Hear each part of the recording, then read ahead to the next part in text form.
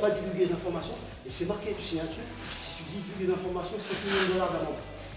Je te jure, je suis fait. Je suis le head coach du MMA Legacy, j'ai créé le club. En fait, j'ai créé le club en 1998. Là, j'ai bientôt 45 ans. Moi, j'ai connu Daniel en stage, j'avais 19 ans. Donc tu vois, parce que ton âge, ça fait longtemps. Maintenant, le club est connu dans la région. On a réussi en quelques années à bien s'installer. Là, il arrive même. Après, il faut être précis. Il faut être précis. Mais avec un ancien, tu ne vois pas pareil.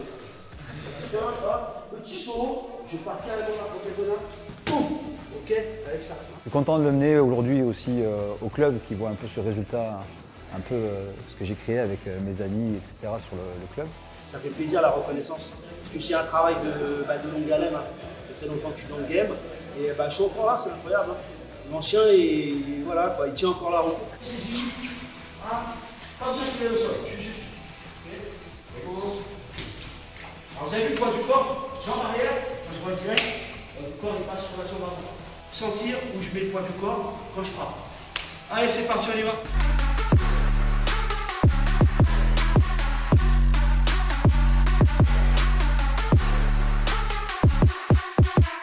On va dire que le noyau dur est à Aix-en-Provence, mais au niveau régional, on a un club sur Septem, au Hurricane Sport.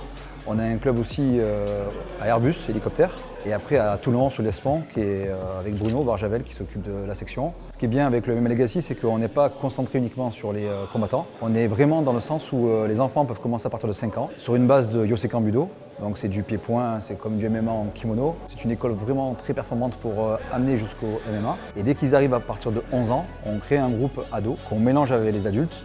Et suivant les créneaux, on mélange ça pendant 3-4 ans. Et à partir vraiment de 15 ans, là on commence vraiment à la MMA par rapport aux impacts. Parce que tu comprends bien qu'on ne peut pas créer des impacts des enfants. Et même si ce n'est pas tous des combattants, le minimum d'impact qu'il y a en MMA peut être pas très bénéfique pour le cerveau des plus jeunes.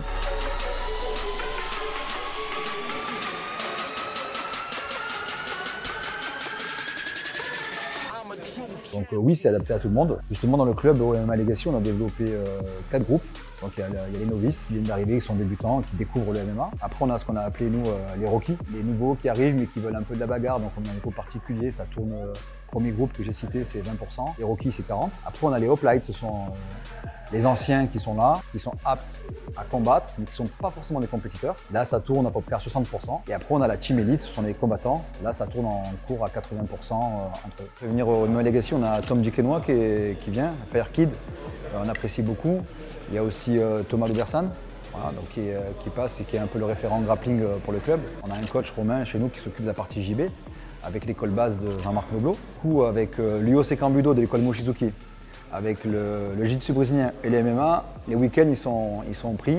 Et le peu qui reste, on fait venir des guests, on va dire 2-3 fois par an quand même. Et des fois, tu frappes, tu fais semblant de rentrer, tu relâches, tu frappes et tu rentres. Là, déjà, sur la deuxième tentative, ça va être plus difficile pour le gars de défendre. Si tu rentres frontal, tu peux, mais en contre, comme je t'ai montré. Je pense vraiment qu'il faut commencer plein de disciplines avant d'aller au MMA. Je pense que c'est important d'avoir déjà une bonne base solide, surtout pour les plus jeunes, d'être presque un expert quelque part.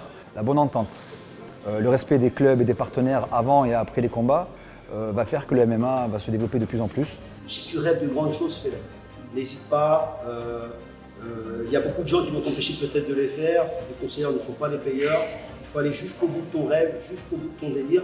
Bien sûr, pas faire des dingueries non plus, mais vraiment il faut croire en soi. Gagner et perdre, oui, c'est un objectif, mais le respect avant les combats, tu te bats contre des gens pour ceux qui ont l'expérience du combat, mais ça reste des partenaires. Mais il faut vraiment aller au bout de ses rêves.